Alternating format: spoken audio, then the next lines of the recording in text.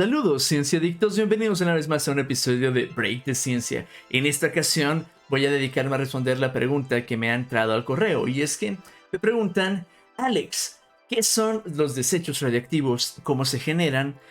¿Qué pasa con ellos? ¿Será que existe alguna manera de tratarlos, alguna especie de planta de tratamiento? Y en Guatemala, ¿será que existe alguna institución encargada de regularizar este tipo de cosas? Bueno, pues para poder responder esta pregunta, amigo, necesitamos primero platicar acerca de qué es la radiación, qué diferentes tipos de radiación existen, y pues en esta ocasión tengo un invitado bastante especial que nos va a ayudar a responder este tipo de preguntas. Así que sin más preámbulo, comenzamos.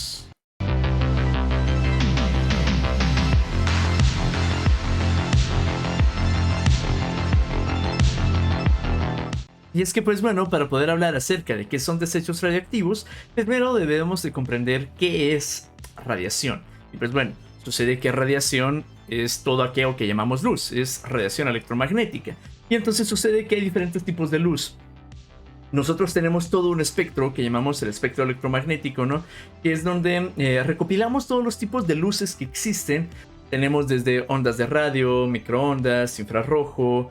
Luego llegamos a una pequeña sección que es la parte visible del espectro. Luego nos vamos más allá, tenemos el ultravioleta lejano, tenemos rayos X, tenemos lo que vendría a ser rayos gamma y rayos cósmicos, ¿no? Donde estos últimos es la radiación más energética, ¿sí?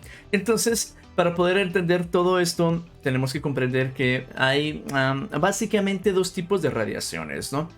Tenemos la radiación no ionizante, ya te dije, ondas de radio, microondas, infrarrojo, esta parte de luz visible que es muy chiquitita, ¿no? ¿Sí? Toda esta parte es la que decimos que es radiación no ionizante, y decimos que es no ionizante porque no representa ningún tipo de peligro para la materia, ¿no? Es decir, esta no va a provocar ningún cambio en tu piel, por decirlo de alguna manera, ¿no? Cuando estás expuesto a ella, ¿sí? Claro que esto puede obviamente depender si estás abrazando una antena que está emitiendo una radiación, digamos, de radio, ¿no? Digamos, tienes una antena de radio y te tiras a abrazarla, pues claro, pudieras llegar a sufrir alguna especie de quemadura, pero no es propiamente de que la radiación es la que te esté afectando como tal, sino que al final de cuentas, obviamente la antena está caliente por el hecho de estar emitiendo estas cosas, y entonces primero te vas a quemar por el propio hecho de que la antena está caliente, no en sí la radiación que está emitiendo, ¿no? Es distinto, ¿no? Y por otro lado, te comentaba, tenemos ese tipo de radiación ionizante. Y se llama ionizante porque al final de cuentas lo que hace es ionizar la materia. ¿Qué quiere decir esta palabrita de ionizar la materia? Pues sucede que tenemos el átomo, ¿sí? Que al final de cuentas, tú sabes, toda la materia está constituida por átomos, ¿no? Pues tienes un átomo donde tienes en el núcleo, tienes neutrones, tienes protones, ¿sí? Y girando alrededor de estos, pues tienes los electrones, va. Entonces, un átomo ionizado se refiere a de que le vamos a desprender un electrón o le vamos a agregar más electrones de los que normalmente posee. Un átomo por naturaleza tiende a ser neutro. Eso quiere decir de que tiene la misma cantidad de protones y la misma cantidad de electrones, ¿no? Los protones tienen carga positiva, los electrones tienen carga negativa, y entonces tienes la misma cantidad, te cancela y te da cero, una carga neutra. Pero al momento de retirarle electrones o al momento de agregarle electrones, entonces este equilibrio se rompe, y entonces ya no tienes un átomo neutro, ahora tienes un átomo ionizado, un átomo que posee algún tipo de carga. Y este tipo de cargas, a final de cuentas, van a afectar la forma en la que se pueda llegar a comportar, por ejemplo, las células que constituyen tu piel, ¿no? Se van a comportar de una forma un tanto rara por el hecho de haber recibido este tipo de radiación ionizante, y esto puede llegar a provocar ciertos cambios, ciertas mutaciones bajo ciertas condiciones, ¿no? Pero cuando digo mutaciones, no me refiero a que de repente me va a salir otro brazo y voy a tener 3 ojos y este tipo de cosas, sino que cuando digo mutaciones me refiero a cosas como quemaduras de piel, ¿no? Pudiera llegar a desarrollar bajo ciertas condiciones de nuevo alguna especie de cáncer en la piel o cosas por el estilo, ¿no? De modo que entonces eso vendría siendo la radiación ionizante y no ionizante.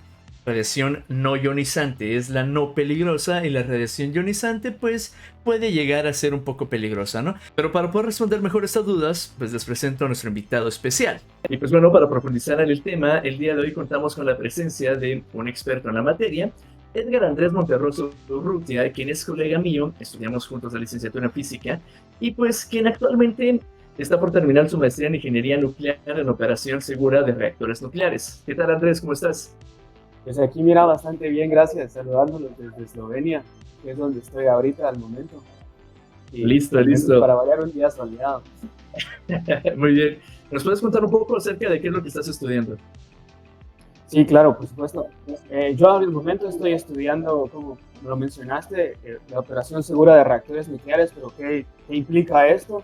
Al final implica tener ciertos conocimientos de la hidráulica térmica nuclear que se lleva a cabo que se lleva a cabo en el núcleo para la producción de energía, y esto se traduce a palabras más humildes como cómo se va a mover el agua a través del circuito para la producción de energía, qué cosas van a afectar este movimiento, y ponete también parte de esto implica la simulación por computación de este tipo de movimientos de los fluidos, y también adicional a toda esta parte que viene muy de la mano de la parte de la ingeniería mecánica, tenemos la parte de física, que es el análisis neutrónico, también de cómo se van a producir los neutrones, porque al final los neutrones en el núcleo de un reactor nuclear son los que producen el calor como tal, ahí entran el agua y generan este movimiento para la producción de electricidad o para las aplicaciones que se tengan. Entonces, digamos, a grandes rasgos, más o menos eso sería lo que estoy estudiando al momento. Listo, listo. ¿Y dónde estás estudiando? Mencionabas que estás en Eslovenia. ¿La maestría es en sí en Eslovenia o, digamos, tiene alguna especie de recorrido por Europa? ¿Nos puedes ampliar la información sobre eso? Sí, claro, con mucho gusto. Yo estoy en un programa que se llama Erasmus Mundus Master. Entonces estuve rebotando por toda Europa básicamente. Entonces empecé en Francia, en la Universidad de IMT Atlantique. Ahí hice mi primer semestre. Luego me fui a la Universidad Tecnológica de Lappeenranta en Finlandia, que sería en el Politécnico de Lappeenranta. Y luego ahorita estoy en la Universidad de Ljubljana en Eslovenia. Y aquí es donde estoy realizando mi tesis también en el Instituto de Investigación Josef Stefan, que es bastante bueno para este tipo de cuestiones de física, ¿no? Ok, listo.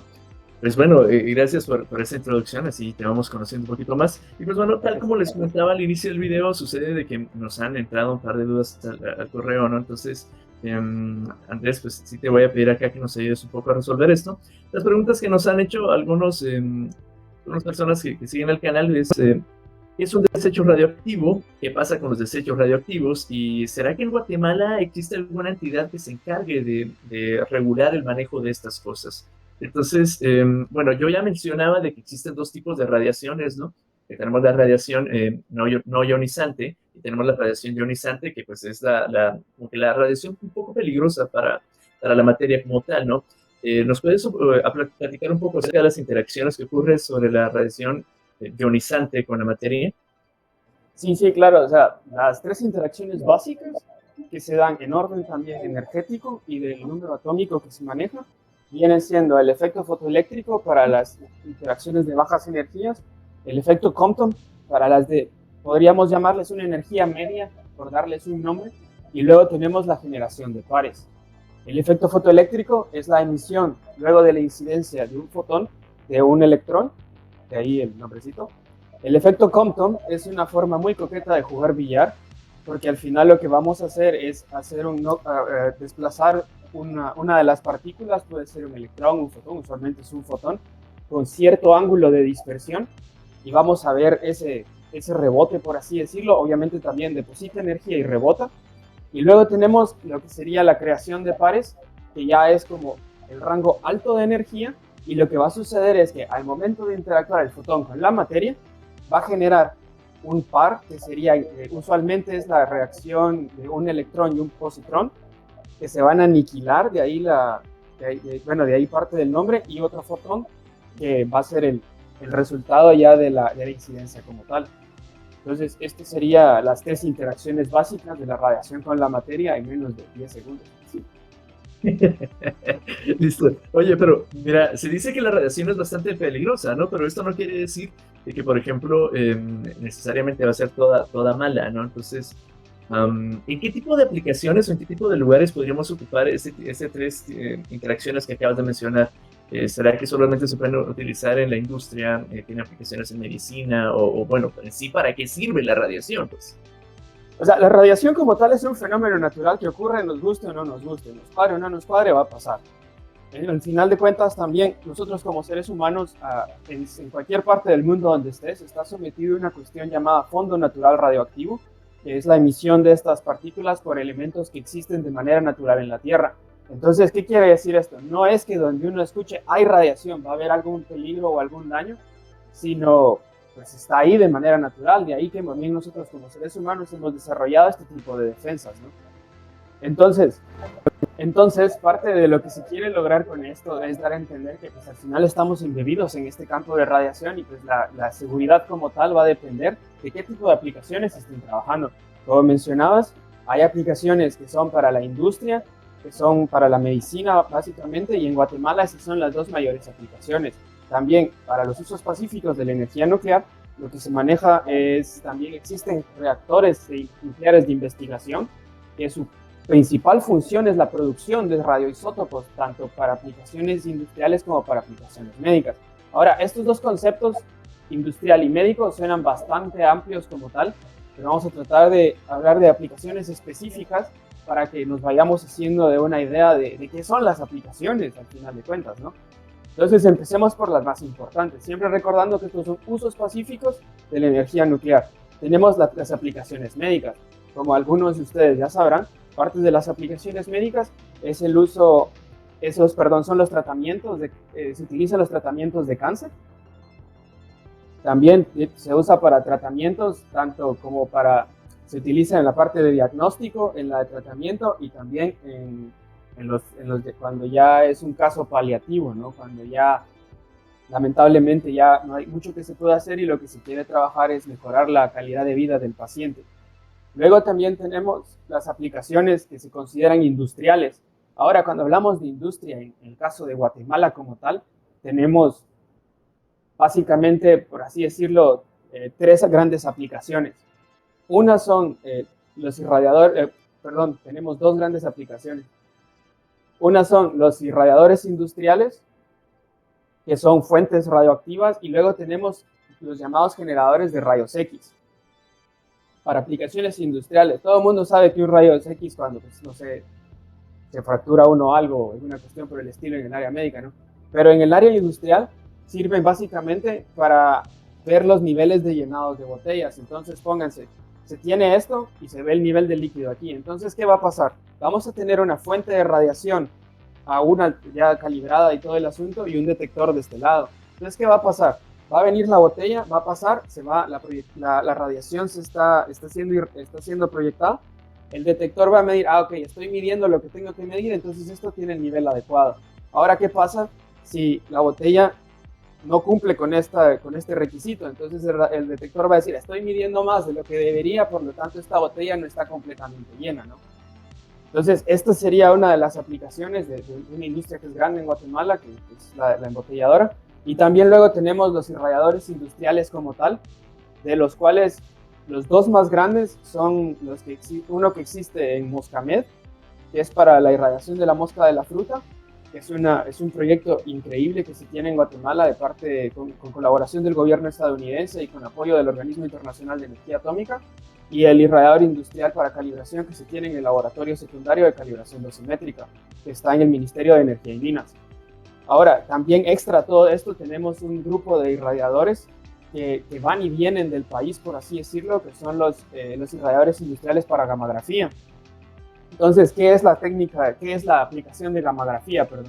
La aplicación de gammagrafía es básicamente tratar de ver si las soldaduras están bien hechas en aplicaciones obviamente más grandes, ¿no? O sea, cuando lidiamos con tubos que podrían llevar gas o petróleo desde los puntos de extracción, o se trabaja también con los embalajes, con los contenedores de gas, por ejemplo, y asegurarse de que todo esté debidamente, apropiadamente soldado. para que no haya fugas ni ningún caso de emergencia. Entonces, estas serían las aplicaciones básicas, o sea, dónde se encuentran, y la última es la aplicación más grande con la que podemos lidiar a nivel industrial. Listo, bastante interesante todas las aplicaciones que tiene la radiación y normalmente, digamos, estamos rodeados de todo esto y nunca prestamos tanta atención en dónde se encuentra la radiación como tal, ¿no? De todas las aplicaciones que esto puede conllevar, ¿no? Una duda que surge acá es, ¿qué tanto, digamos, cuánto es mucha radiación, ¿no? Porque, digamos, es fácil visualizar, por ejemplo, hablar de velocidades, ¿no? 1 metro por segundo, 10 metros por segundo, 100 metros por segundo, ¿sí?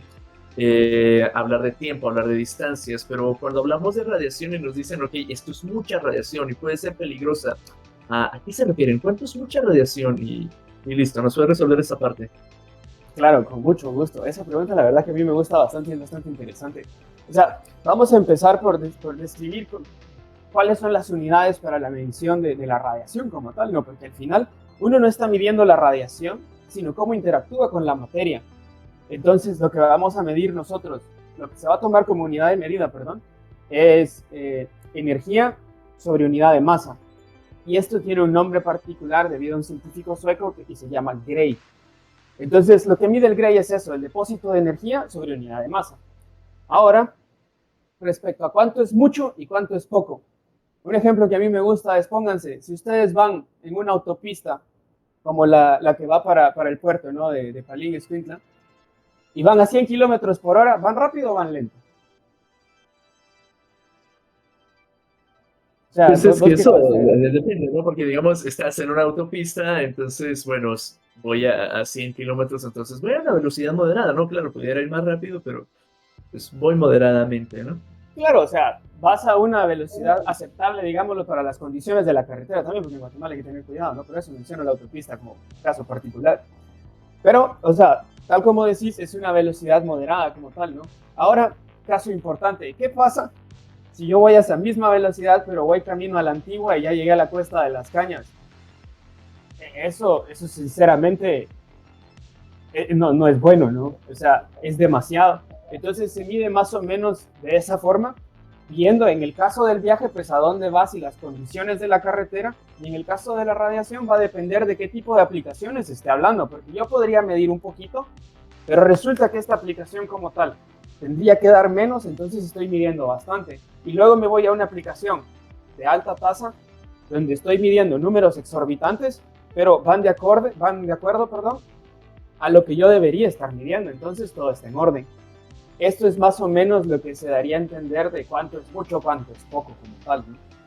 Interesante, listo. Entonces, a resumidas cuentas, ¿cuánto una persona debería, digamos, o cuánto es lo máximo que una persona debería de poder recibir como radiación? Y digamos, a partir de qué punto dice, bueno, he recibido esta parte de radiación, estoy bien, o madre, ya me pasé, ¿no? He recibido demasiada radiación.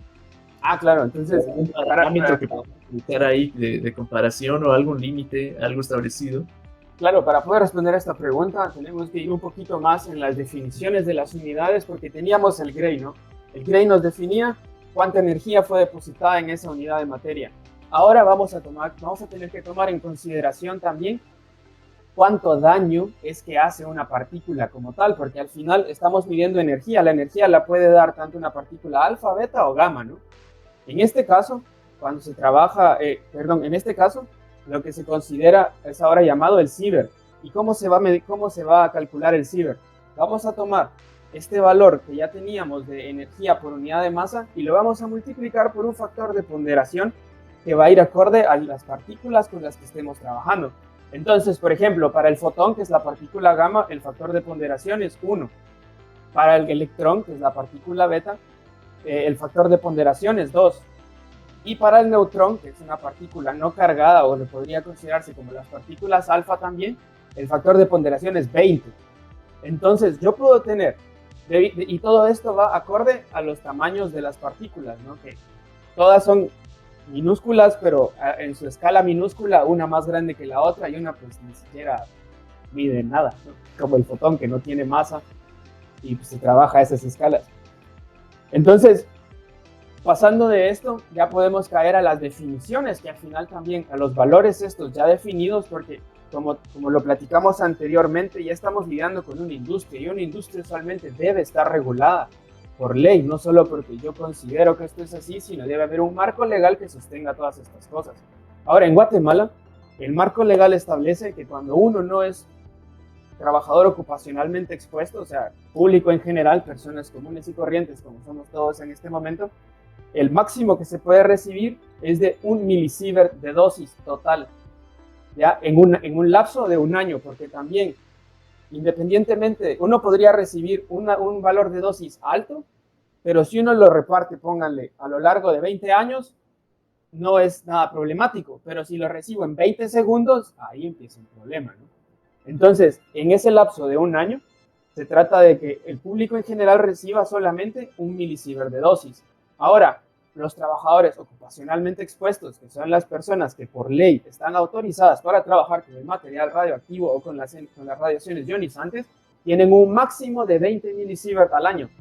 Ahora, eso no quiere decir que porque uno tiene el máximo va a tratar de cumplir con la cuota, ¿no? De tener los 20 milisievert al año. Siempre se trata de minimizar la exposición. Entonces, en el caso de los trabajadores, mientras menos, mejor, ¿ya? Este principio se llama ALARA y viene del inglés y se traduce como tan bajo como sea razonablemente posible. Entonces, uno como cuando es trabajador ocupacionalmente expuesto sabe del riesgo al que se está metiendo, entonces trata de minimizarlo al mínimo. Trata de minimizarlo. Y lo que se trata de lograr con esto es justamente eso, una optimización de la dosis recibida, por así decirlo. Y como público en general también, mientras menos mejor, pero esto quiere decir también que uno siempre está susceptible a recibir un poco de radiación de manera natural, o si fuera de manera industrial, pónganle, tampoco va a ser mucho en este caso, ¿no? Porque no es como que una persona normal trabaje continuamente con estas cosas. Un caso, solo para aclarar esto bien, una cuestión que se recibe bastante y que me preguntaron varias veces es de si la radiación no es tan peligrosa como me la están planteando, ¿por qué el que saca los rayos X se tiene que poner tiene que ir a un área cubierta que se llama la mampara plomada? Ahora, como tal, la radiación que sale durante la ejecución del rayos X no es mucha, pero póngale, ustedes van a recibirla una vez. El operador que está a cargo de realizar esto, barato hace unas 20 al día, si es un hospital bastante ocupado. Y si multiplican esto por los 20 días hábiles que se tiene, ya vamos teniendo un número considerable. De ahí que, aunque la radiación que emite no es tan poderosa como para hacerles daño, porque va con fines médicos, ¿no? O sea, el beneficio es más alto que el daño. Sin embargo, el operador tiene que venir y protegerse él mismo. O sea, quiero solo para agregar a lo que ya se dijo anteriormente, creo que vale la pena. Sí, esa aclaración es bien importante.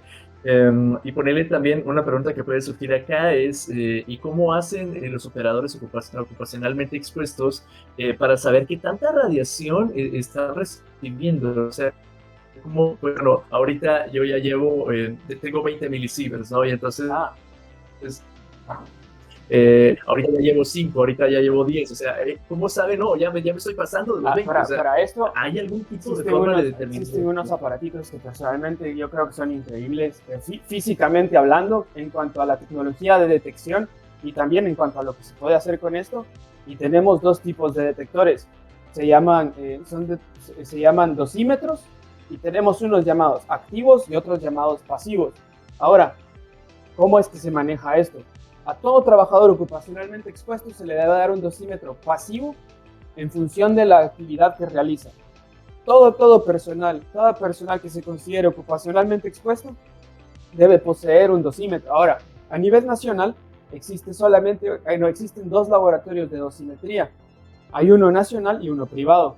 Entonces, el nacional, que es el que ofrece el servicio en la capital, es el laboratorio de dosimetría del área de aplicaciones nucleares del Ministerio de Energía y Minas.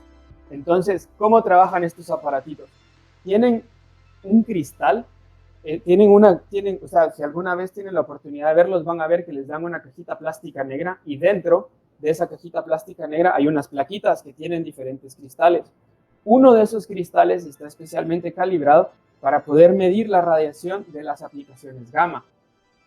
Entonces, ¿qué hace? La radiación incide en este cristalito y lo va dañando poco a poco, ¿ya? Durante todo un mes, porque el periodo de renovación del dosímetro pasivo dura un mes, acorde a la ley o lo que se debería esperar. Entonces, cada mes la gente viene, llega al laboratorio, entrega estos dosímetros. Entonces ya el personal del laboratorio de dosimetría viene, los mete a una maquinita que básicamente lo que hace es que los calienta, y estos cristalitos cuando se calientan emiten luz visible. O sea, no lo suficiente para que uno la pueda ver, pero sí para que los equipos puedan analizarla. Entonces, ¿qué pasa? Esta cantidad de luz es proporcional a la cantidad de radiación que incidió en ese cristalito. Entonces, de esta manera podemos nosotros saber cuánto es lo que se ha medido. Y estos, como decía, son los equipos pasivos. Ahora también tenemos los equipos activos, y en los equipos activos, ¿qué es lo que pasa? Nos da una medición directa. Son unos equipitos que ya traen una pantallita, entonces yo voy viendo, sí, pues tengo tanto ahorita al momento, ¿no? Y estos usualmente son obligatorios para las aplicaciones de alta tasa, como lo sería la gammagrafía industrial. Y eso es básicamente, a grandes rasgos, cómo se logra medir la radiación para que uno sepa qué está pasando, ¿no? Sí, listo, ¿no? Qué genial. Oye, y aterrizando ya a las palabras, a las preguntas en concretas, ¿no? Entonces, ¿qué podemos decir que es un desecho radioactivo? ¿De dónde viene? Claro, ahorita hablamos parte de las aplicaciones en las que se utilizan fuentes radioactivas, y entonces póngale una fuente radioactiva, la radiación en este caso es un fenómeno que ocurre de manera natural, no es como que tengo un switch y yo diga, ¿saben qué? Lo quiero apagar, ¿no? Y también conlleva ciertos procesos en los cuales la actividad, que sería la cantidad de partículas que esta fuente puede emitir, también van cayendo conforme pasa el tiempo. Entonces, ¿qué pasa? Llega un punto donde estas fuentes siguen emitiendo radiación, pero la cantidad que emiten ya no es útil para la práctica. Entonces, o sea, ya no se vuelve viable seguir utilizando esta fuente como tal. Entonces, ¿qué pasa? Ahí, en ese momento en el que ya no se considera viable para su utilización, ahí es donde ya lo podemos decir, ok, tengo un desecho. Entonces, ¿qué pasa? Estos desechos radioactivos a nivel nacional y por regulaciones nacionales e internacionales, más o menos desde el año 2000, si no estoy mal, y espero no estarlo, cuando uno recibe una fuente tiene que tener un pedazo de papel de parte de quien se la vende a uno que dice que cuando ya no me sirva, me la van a recibir de regreso, para evitar la acumulación de material radioactivo a nivel nacional. Como decía, esto viene del año 2000, más o menos para arriba. Pero ¿qué pasa con las fuentes de antes? Porque aplicaciones radiológicas han existido desde que se tiene conocimiento para estas cosas, más o menos desde 1905 aproximadamente. En Guatemala más o menos empieza en 1980.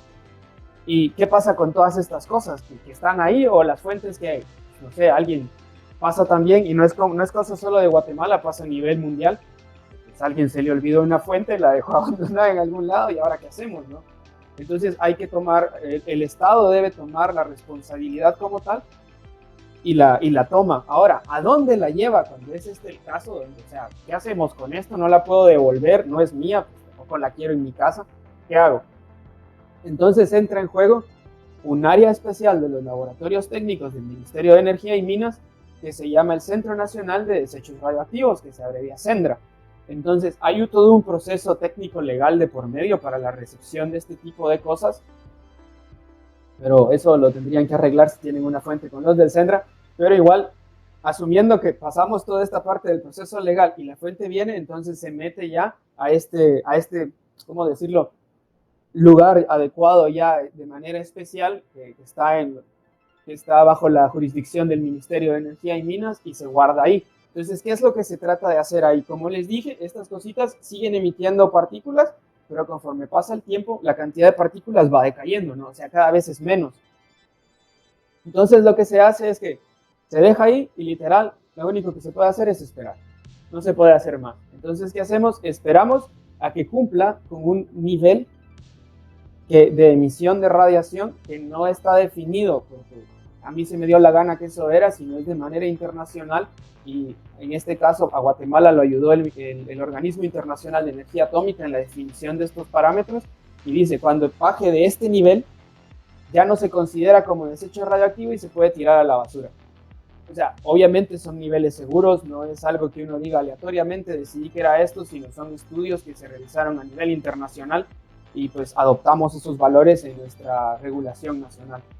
Entonces, eso es lo que le pasa a los desechos a grandes rasgos a nivel nacional, menos en Guatemala, ¿no? Yo creo que con eso hemos ampliado bastante las dudas que pudieran haber surgido de acá, ¿no? Y pues bueno, creo que más adelante pues, sería interesante hacer que platicáramos sobre, por ejemplo, algunos desastres nucleares que han llegado a resultar y todo, ¿no? Del uso de toda esa radiación, pero eso lo podemos dejar para otro video, ¿no? Así que pues bueno, gracias Andrés por atendernos estas dudas en concreto. Así que pues gracias por verme. Ya saben, cualquier duda que ustedes tengan lo pueden escribir al correo que les voy a dejar aquí en la parte de abajo. Entonces nos vemos en el próximo video y Andrés, ¿algo para despedirte? No, gracias por darme la oportunidad para poder hablar de este tema que personalmente me fascina y pues impartir este conocimiento a quien le interese, pues más que encantado. Siempre ahí con cuidado. Listo, entonces nos vemos. Gracias por verme y recuerda que si te ha gustado puedes suscribirte, dejarme un like y activar la campanita para que te llegue una notificación cada que suba un nuevo video. Y si te ha gustado la música de este video no olvides de suscribirte al canal de Starlink donde podrás encontrar más variedad de esta música. Así que nos vemos en el próximo video. Mi nombre es Alex Rojas y esto fue Break de Ciencia.